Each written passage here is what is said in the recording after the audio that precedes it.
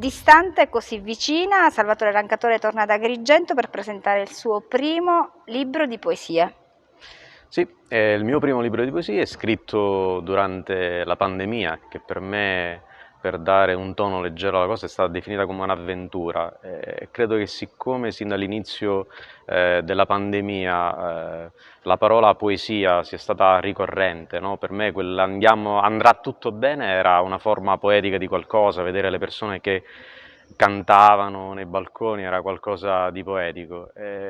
Poi a un certo punto però questa poesia è finita, però mi ha tenuto compagnia nei libri, mi ha tenuto compagnia nella scrittura e ho deciso di scrivere delle poesie che non avevano però il fine ultimo di un libro.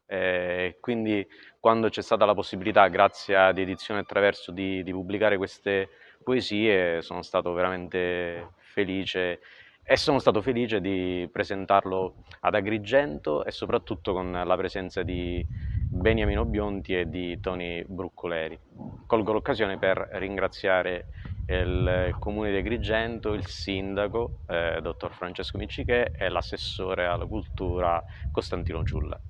Professore Biondi, cosa l'ha colpita particolarmente di questo libro?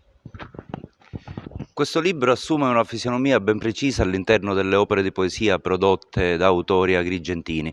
È un testo che ha una fortissima unità stilistica e concettuale e si pone come una sorta di romanzo in versi che descrive tutta la ricchezza frastagliata del sentimento amoroso. Quasi compiuto con i moduli della poesia più classicamente mediterranea prodotta dai paesi spagnoli, questo testo in qualche maniera racconta la storia di un'ossessione mite, cioè della felicità dell'incontro con l'altro e di come l'altro possa rappresentare l'orizzonte esclusivo della vita di un essere umano.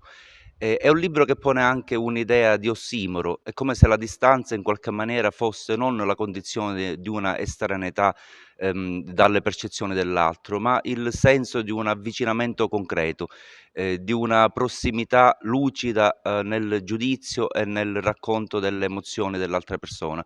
È una storia d'amore, una grande storia d'amore consumata attraverso i riti e i miti del nostro quotidiano, consumata all'interno di un tempo di pandemia estremamente doloroso e difficile, che però recupera perfettamente tutto quel grande sentimento della lirica italiana che proprio sull'amore ha composto alcuni dei suoi versi più belli. Ecco, per questa ragione credo che questo primo libro di Salvatore Rancatore, mi auguro che presto ce ne possano essere altri, anche per il grande lavoro di limatura che lui ha fatto su queste poesie, possa tradursi presto in ulteriori pubblicazioni, dando sempre di più un'immagine di Agrigento come città di cultura.